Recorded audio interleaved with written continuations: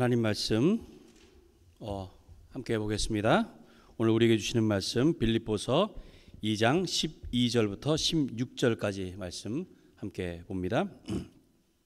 우리 같이 한 목소리 읽습니다.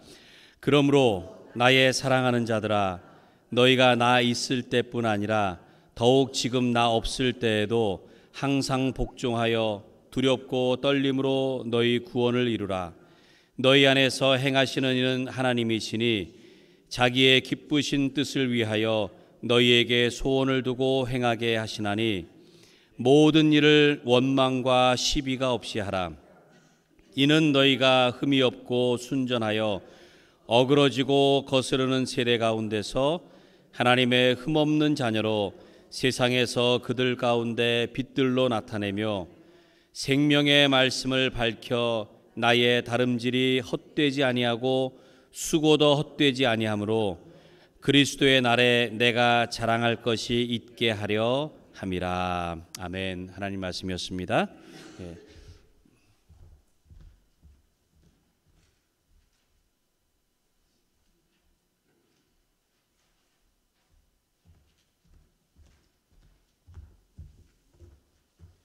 우리 서로 좀 인사 나누고 말씀 듣도록 하겠습니다. 오직 예수, 줄여서 오예. 우리 서로 인사하시죠. 오예.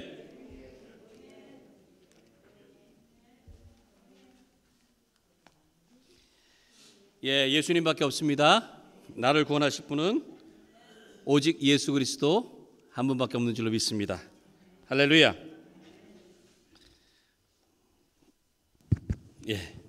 됐습니다.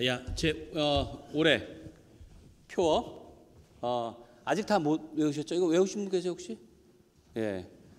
자, 이거 같이 합니다. 시작. 나의 영혼아 잠잠히 하나님만 바라라. 무릇 나의 소망이 그로부터 나오는도다. 시편 62편 5절 말씀. 할렐루야.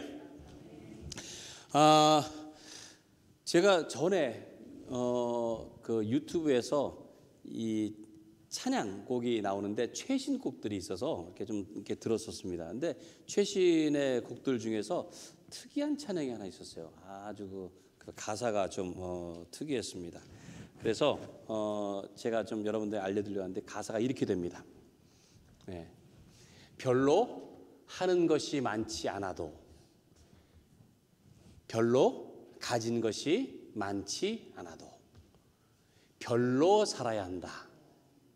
이 땅 위에 주가 주신 날 동안 밤하늘 반짝이는 아름다운 별로 살아야 한다. 좀 약간의 그 언어 유희가 있습니다. 처음에는 별로 그러니까 뭐 별로 없다, 그렇죠? 가진 게 없고, 그래서 별로라는 그 단어로 시작해서 뭘로 살아야 된다고요? 별처럼, 별로, 별과 같이 반짝이는 그런 삶으로 살아야 된다라는 그런 내용이에요. 별은 낮에는 보이지 않습니다. 낮에는 보이지 않지만 이게 밤이 되면은, 그래서 주변이 어두워지면은 별이 보여요. 별이 이렇게 비칩니다. 그리고 옛부터 이 별이라고 하는 게 뭔가 좀 이렇게 신비로운 것들을 예측하게 만드는 그런 자연 현상이기도 합니다. 그래서 우리가 별로 산다라고 하는 것, 이 별이 되어서 산다라고 하는 것은 어떻게 보면은 하나님께서 이 땅을 향하신 그 당신의 섭리, 또 뜻, 계획, 이런 것들, 그리고 하나님의 변함 사랑, 이것을 우리가 좀 나타내며 살아야 된다라는 그런 말씀 같아요. 나타내며 살아야 된다. 여기서 제가 별에 대한 얘기를 좀 먼저 드려야 될 것 같아요. 별은요, 항성과 행성으로 나뉩니다. 항성은 엄밀히 말하면 스타, 우리가 보통 스타라고 하는 것들은 항성이에요. 항성. 그러니까 딱 고정되어 있어서. 그래서 항성이라고 하는 건 스스로 빛을 내는 겁니다. 스스로. 그래서 스타라고 하는 거는 그렇게 빛을 내는 항성을 얘기하고, 행성은 뭐냐? 스스로 빛을 내지 못하는 거예요. 그거는 주로 항성 주위를 떠도는 그런 별입니다. 그래서 항성은 스타라고 하지만 행성은 플래닛이라고 합니다. 플래닛. 그래서 우리 지구는 뭐죠? 지구는 행성이에요. 지구는 스타가 아니고 행성, 플래닛입니다. 스스로 빛을 내지 않아요. 지구가 푸른 빛을 뭐 멀리서 보면은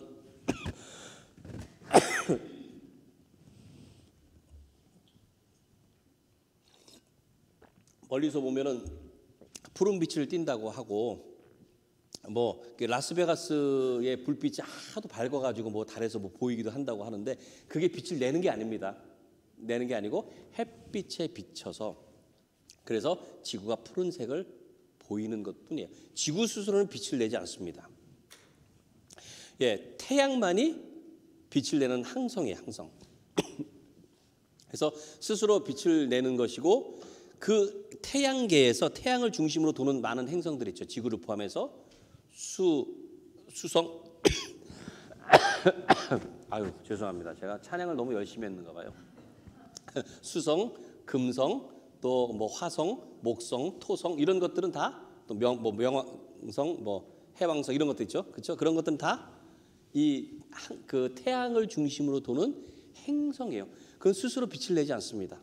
스스로 빛을 내지 않아요. 그래서 우리가 밤하늘에 딱 이렇게 보면은 가끔 이렇게 뭐 금성도 보이고 뭐 수성도 보이고 토성도 보이고, 그거는 햇빛이 반사되기 때문에 보이는 거예요. 달도 그렇잖아요. 달이 정확하게 우리하고 위치가 맞아서 햇빛이 다 보이면 보름달, 그게 거의 보이지 않으면 금음달 이렇게 되는 거잖아요. 그러니까 비치는 것뿐이지 스스로는 빛을 내지 않는 겁니다. 근데요, 재미있는 게 우리가 그 육안으로 밤에 볼 수 있는 별들이 한 3,000개에서 4,000개 정도 된답니다. 우리가. 근데 그 별들이 대부분 다 항성이에요. 항성, 멀리 떨어져 있는 항성. 우리 태양계를 말고 가장 가깝게 있는 항성, 스스로 빛을 내는 가장 가깝게 있는 게 얼만큼 떨어져 있느냐면 4.22 광년 떨어져 있대요. 광년이 뭐죠? 빛이 1년을 가는 거리잖아요. 그러니까 4.2이면은 4년 조금 넘게 가는 거리예요. 예, 거기서 빛을 내는 항성이 우리 태양계에서 제일 가깝대요. 근데 보니까는 갈 수 있대요. 예, 그 제일 빠른 뭐 보이저 1호인가 우주선으로 가면 한 7만 년 걸린다 그러더라고요. 7만 년. 예. 그러니까 빛으로 4년이 넘게 걸리는 거니까, 예, 우주선은 7만 년, 뭐 7만 년 정도. 그게 제일 가깝고요. 멀리 떨어져 있는 건 수백만 광년이 떨어져 있답니다. 그러니까 우주가 엄청나게 광활한 거예요. 근데 제가 왜 그 말씀 드리냐면, 그렇게 멀리 떨어져 있는데 우리 눈에 보이는 거예요. 그러니까 그 빛이 얼마나 강렬하냐는 거예요. 태양보다도 훨씬 밝은 겁니다. 그러니까 그렇게 멀리 떨어져 있어도 우리 눈에 볼 수가 있다는 거예요. 자, 별이라고 하는 것은 스스로 빛을 내는 겁니다. 별이랑 스스로 빛을 내는 거예요. 그러면은 우리가 어떻게 해야 된다는 거예요? 우리 스스로도 빛을 내야 별처럼 사는 거예요. 빛을 내는 거예요. 자, 바울 사도가 오늘 이 본문에서 이렇게 권면을 합니다. 이는 너희가 흠이 없고 순전하여 어그러지고 거스르는 세대 가운데서 하나님의 흠없는 자녀로 세상에서 그들 가운데 빛들로 나타내며 그랬어요. 빛들로 나타내며. 여기 빛들로 나타내며라는 말이 별과 같이 빛을 내라는 말이에요. 별과 같이. 이 빛이라고 표현한 그 헬라어가 포스라고 하는 단어입니다. 이 단어는 예수님을 상징할 때에도 쓰였어요. 그러니까 다른 말로 하면은 예수님처럼 빛을 내야 되는 거예요. 예수님처럼. 또 예수님께서 그렇게 말씀하시죠. 너희는 세상의 빛이라. 그래서 그 빛을 이런 의자 밑에 이런 데다 두는 게 아니고 높이 두어서 다른 사람들에게 빛이라고 했습니다. 빛이라고.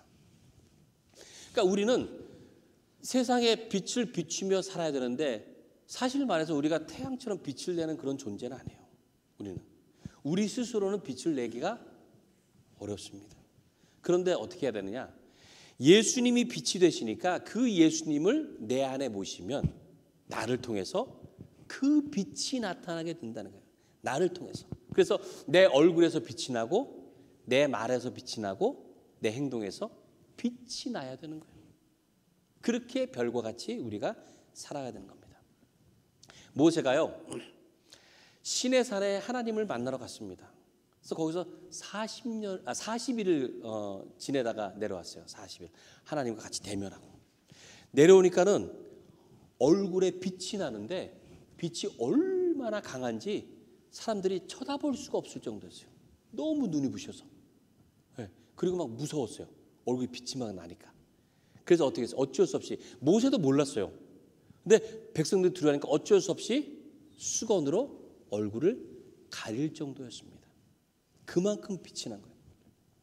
그러니까 모세가 하나님과 함께 있다 보니까 거기서 이 속에서부터 빛이 나는 거예요. 얼굴에 빛이.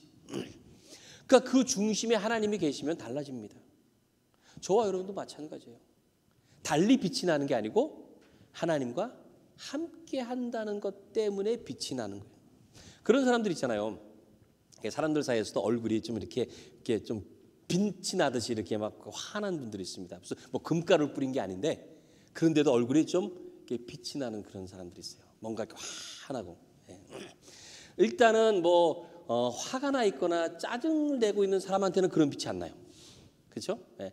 아니면 근심이 있거나 또는 두려워하거나 이런 사람들한테는 빛이 안 나요. 그럼 한번 둘러보세요. 어떠신가? 마음 상태가 나타나는 거잖아요. 빛이 얼굴에. 보통 얼굴에 빛이 나고 뭔가 사람들 사이에서도 환한 사람은 평화로운 사람, 인자한 사람이고 그리고 웃는 사람이에요. 웃으면은 얼굴에 빛이 납니다. 옛날에 그 TV 광고 중에서 개보린이라고 하는 그 광고가 있었죠. 제 어렸을 때 봤던 기억이 나는데 거기 보면 그래요. 막 이렇게 광고 자체가 막 어두워서 막 이렇게 번개도 치고 막 그러면서 두통, 치통, 생리통 막 이럴 때 막 어둡다 갑자기 개보린 하늘에 딱 들어가니까 환해지는 거예요. 막 기억나세요? 네? 그래서 저는 개보린 하나 먹으면 그렇게 되는 줄 알았어요. 네, 그렇지는 않더라고. 그러니까 이 빛이 난다고 하는 거 이거는 어떤 외부의 무엇 때문에 빛이 나는 게 아닙니다. 내 안에 무엇이 있느냐. 내 안에. 얼굴에서 빛이 나는 사람은 이 안에 특별한 것이 있는 것입니다. 특별한 것. 하나님의 사랑, 하나님의 은혜, 확신, 소망, 깨달음 이런 것들이 있을 때의 얼굴에서 빛이 나는 거예요. 저는 올해 여러분들의 속사람에는 특별한 이런 것들, 거룩한 것들이 가득 차기를 바랍니다. 그래서 여러분들 얼굴에서 빛이 나서 아침에 일어날 때마다 거울 볼 때마다 와 얼굴이 이렇게 환해 이랬으면 좋겠어요. 얼굴에 빛이 났으면 좋겠습니다.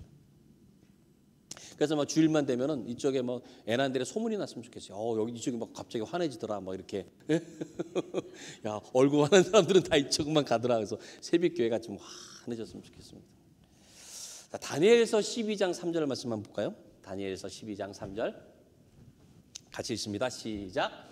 지혜 있는 자는 궁창의 빛과 같이 빛날 것이요 많은 사람을 옳은 대로 돌아오게 한 자는 별과 같이 영원토록 빛나리라. 자, 빛을 내는 사람들이 어떤 사람들이냐? 지혜 있는 자라고 했어요. 그리고 많은 사람을 옳은 대로 돌아오게 하는 자. 이런 자들이 마치 별과 같이 빛을 내는 그런 사람이에요. 그러니까 우리가 먼저는 하나님의 지혜가 있어야 어두운 세상에서 빛을 낼 수가 있습니다. 하나님의 지혜가.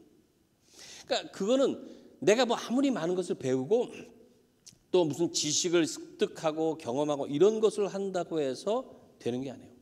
하나님의 뜻을 구별하고 의롭게 살기 위해서는 하나님의 지혜가 필요한 거예요. 지혜. 그리고 그 지혜는 내가 밝은 곳 가운데 살 수 있도록 인도하시는 것이 됩니다. 이게 지혜예요. 자, 보세요.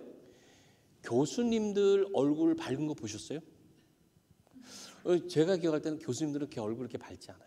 그렇게 많이 배우시고 학식도 많고 한다고 해서 그 배운 것 가지고 얼굴 밝게 하는 건 아니에요. 네. 물론 교수님들이 그런 분들도 있겠지만 대개 어떤 지식이나 무슨 습득하는 거나 이런 걸 가지고 얼굴을 밝게 하는 게 아닙니다. 오히려 어린아이들이 순수한 어린아이들이 얼굴이 더 밝잖아요. 항상 웃고 걱정 없어요. 그러니까 우리는 그렇게 살아야 됩니다. 여러분들이 하나님 아버지, 아이가 마치 엄마 품에 그냥 이렇게 뒹구는 것처럼 여러분도 그냥 하나님 아버지 품에서 무슨 뭘 내가 어떻게 해야지 좀 밝게 살고 어떻게 해야지 염려 없이 살까 그런 거 연구하지 마시고 그냥 하나님께 맡기는 거예요. 하나님 알아서 하십시오. 알아서. 그런 마음 가지고 살 때에 우리 얼굴에 빛이 나고 우리의 삶이 밝게 되는 줄로 믿습니다. 자, 솔로몬이 전도서에서 이렇게 말을 하고 있습니다. 전도서 8장 1절인데요. 누가 지혜로운 사람과 같겠는가? 사물의 이치를 설명할 수 있는 자가 누구인가? 지혜는 사람의 얼굴에 광채가 나게 하고 굳은 얼굴 표정을 바꾸어 놓는다. 이렇게 말했습니다. 지혜가 얼굴에 광채가 나게 한다 그랬어요. 그리고 다른 사람까지도 밝게 하는 거예요. 밝게 하는 거예요. 나도 빛나고 다른 사람도 빛나게 하는 거예요. 사무엘상 25장에 보면 아비가일이라고 하는 갈렙 여인이 나옵니다. 그 남편이 나발이라고 하는 사람이에요. 근데 성경에 보니까 나발이라는 사람은 굉장히 완고하고 악한 사람이라고 했습니다. 그런 남편이에요. 근데 다윗이 사울을 피해서 도망다니는 그런 신세 가운데 있을 때 이 나발의 집에 근처에 머물 때가 있었어요. 근데 거기 이제 머물러서 이제 지내면서 이 나발의 양떼들을 보호해 주기도 하고 지켜 주기도 하고 그랬습니다. 근데 알고 보니까 이 나발이 굉장히 부자예요. 그래서 이 다윗이 사람을 보내서 부탁을 합니다. 우리가 양떼를 잘 지켜주고 보호해 줄 테니까 우리가 지금 이렇게 도망다니니까 먹을 게 어디 있겠어요. 그러니까 먹을 것 좀 제공해 주고 필요한 것들 좀 줬으면 좋겠다라고 부탁을 했습니다. 근데 이 나발이 그 얘기를 들었을 때 아마 뭐 술이 취했는지 아주 거만하게 이렇게 얘기합니다. 다윗이 누구야? 이새의 아들이 누구냐? 지가 주인한테서 도망 나와가지고 우두머리처럼 흉내내는 그런 놈이냐? 이렇게 얘기를 한 거예요. 그 얘기를 전해 들은 다윗이 화가 났습니다. 화가 나가지고 400명의 용사들을 데리고 이 나발의 집을 말 그대로 치려고 없애려고 막 이제 말 그대로 말을 타고 막 가는 중이었어요. 근데 다윗이 그렇게 온다고 하는 얘기를 이 아비가일이 들었습니다. 그 나발의 아내. 근데 성경에 보니까 아비가일은 굉장히 총명하고 지혜로운 여인이라고 되어 있어요. 어떻게 했느냐? 그 얘기를 듣자마자 음식을 준비했어요. 떡을 준비하고 포도주를 준비하고 음식을 막 요리해가지고 과일까지 막 나름 준비해가지고 그리고 사람들을 데리고 다윗을 향해서 갔어요. 그리고 다윗을 만나자마자 엎드려가지고 이 다윗에게 그랬습니다. 나의 주인님이시오. 차라리 저한테 이 모든 잘못을 돌리시옵소서. 우리 남편이 미련해서 그렇습니다. 어리석어서 그렇습니다. 나는 하나님의 모든 역사를 다 알고 하나님께서 당신을 왕으로 세우시는 것도 다 압니다. 그 나발 하나 없애는 그런 데에 말 그대로 개의치 마십시오 그랬어요. 하나님께서 당신을 위대한 사람을 세우실 텐데 그런 거 하나쯤 그런 거 개의치 마시고 저를 보고서 용서해 달라고 그렇게 간절히 부탁을 합니다. 그 얘기를 듣고 다윗이 화를 푼 거예요. 얼굴의 안색을 말 그대로 변하게 풀었습니다. 그리고는 그 나발의 집을 다 멸망시키려고 했던 것을 돌이켜가지고 그것을 하지 않게 되는 거예요. 나중에 이 아비가일이 돌아온 다음에 자기 남편한테 그 얘기를 했어요. 그러니까 술이 깬 다음에 말 그대로 깜짝 놀란 겁니다. 깜짝 놀란. 그때서야 사태 파악을 한 거예요. 내가 엄청난 큰 실수를 했구나. 그래서 그 자리에서 몸이 굳어버렸답니다. 그래서 결국 몸이 굳은 채로 열흘 만에 혼자서 죽어버렸어요. 그래서 나중에 다윗이 그 지혜로운 여인 아비가일을 자기의 아내로 삼았습니다. 그 여인은 어찌 보면 지혜 때문에 집안을 살린 거예요. 지혜 때문에. 그리고 그 지혜 때문에 어찌 보면 다윗의 얼굴에 광채가 나게, 다윗이 사람을 죽이는 또 다른 잘못된 것을 행하지 않도록 한 거잖아요. 근데 그 지혜라고 하는 게 다른 게 아니에요. 하나님의 뜻을 알고요, 하나님의 섭리를 알고 분명히 알고 있었던 거예요. 그 지혜. 그래서 그것 때문에 그에게도 어찌 보면은 광채가 나는, 그래서 결국은 다윗의 아내가 되는 그런 일이 일어나게 되었다. 그러니까 하나님께서 주시는 지혜는 나의 얼굴도 광채가 나게 하고 다른 사람의 얼굴도 광채가 나게 하는 거예요. 오늘은 우리가 임원 헌신 예배로 드립니다. 임원은 뭐 다른 말로 하면 일꾼이라 하잖아요. 일꾼. 예. 하나님 나라 그리고 주님의 몸된 교회를 위해서 일하도록 부르신 거예요. 예. 왜 일꾼으로 부르셨을까요? 할 일이 있으니까 부르셨을 거 아니에요. 할 일이. 근데 하나님께서 할 일이 있으니까 맡길 때에는 그냥 뭐 부려먹으려고 맡기시는 게 아닙니다. 일을 할 수 있도록 능력도 주시고 지혜도 주시고 모든 환경에, 그리고 마음도 주시는 거예요. 마음도. 그래서 그 일들을 즐겁게 감당할 수 있도록 하시는 겁니다. 저는 여러분들이 임원으로서 일할 때에 하나님께서 주시는 그런 마음들이 있으면 좋겠어요. 그래서 하나님의 능력, 하나님의 지혜, 하나님 주신 그 마음을 가지고 즐거운 마음으로 헌신하고 봉사하는 여러분들이 되었으면 좋겠습니다. 자, 오늘 본문에서 이 바울 사도가 말하는 것 같은 그런 자세가 필요합니다. 우리 12절, 13절, 14절 말씀 같이 볼까요? 같이 읽습니다. 시작. 그러므로 나의 사랑하는 자들아, 너희가 나 있을 때뿐 아니라 더욱 지금 나 없을 때에도 항상 복종하여 두렵고 떨림으로 너희 구원을 이루라. 너희 안에서 행하시는 이는 하나님이시니 자기의 기쁘신 뜻을 위하여 너희에게 소원을 두고 행하게 하시나니 모든 일을 원망과 시비가 없이 하라. 자, 먼저는 두렵고 떨림으로 너희 구원을 이루라라고 말씀을 하고 있죠. 우리의 구원은 하나님 손에 달려 있습니다. 그렇지만은요, 내가 그 구원을 마지막에 이루기까지는 내가 열심을 다해야 되는 나의 수고와 헌신이 필요한 거예요.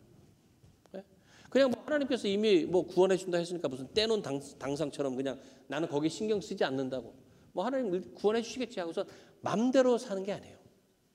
그 구원에 합당한 삶을 살아가야 되는 거예요. 두렵고 떨림으로 구원을 이루어 가야 되는 것입니다. 그리고 하나님께서 당신의 기쁘신 소원을 우리에게 두셨다고 그랬잖아요. 예? 우리 안에서. 그러니까 여러분 안에 하나님을 기쁘시게 하는 그런 소원이 가득하길 바랍니다. 그러니까 올해도 여러분들이 많은 소원들이 있겠지만 저는 그 소원이 여러분 자신만을 위한 것이 아니고 이것이 먼저는 하나님께서 기뻐하시고 그리고 그것으로 인해서 나도 잘 되는 그런 소원들로 충만하시길 바랍니다. 그런 소원들이면 되는 거예요. 그리고 그 소원을 이루기까지 모든 일을 원망과 시비가 없이 하라고 권면하잖아요. 일하는 거 참 이거 중요합니다. 원망과 시비. 일을 하다 보면은요, 원망거리들이 자꾸 생기고 시비거리 생겨요. 이게 사람들이 모이다 보면은 반드시 그런 게 생깁니다. 왜냐하면 마음처럼 되지 않거든요. 그러다 보니까 거기에 자꾸 불평이 생기고 그리고 자꾸 다툼이 생길 수밖에 없어요. 그게 왜 그러느냐? 자기의 소원을 두기 때문에 그렇습니다. 일을 하는 데 있어서도 내가 바라는 바가 있어요. 내가 원하는 바가 있고. 그래서 그거를 이루려고 일을 해요. 근데 지금 오늘 말씀에 뭐라 그래요? 어떤 소원을 가지고? 하나님께서 기뻐하시는 소원을 가지고. 그렇게 우리가 일을 할 때에 하나님께서 우리 안에서 그런 소원을 이루시고 우리가 밝게 빛나는 그런 삶을 살 수 있도록 인도해 주신 줄로 믿습니다. 내 안에 주님이 계시고 내 안에 그분의 소원이 있고 내 안에 그리스도의 사랑이 있고 은혜가 가득해야 됩니다. 그러면은 얼굴에 빛이 나고 말에서 빛이 나고 행동에서 빛이 나고 그래서 나도 밝고 다른 사람들까지 밝게 비추는 그런 삶이 될 수 있는 줄로 믿습니다. 그런 별과 같은 삶, 밝게 빛나는 삶, 그런 귀한 삶이 되시기 바라고 그래서 여러분들의 수고와 헌신이 주님 앞에서 자랑할 수 있는 그런 영광된 삶이 되시기를 주님의 이름으로 간절히 축원합니다. 우리 이 시간 함께 우리 찬양하고 그리고 기도하도록 하겠습니다.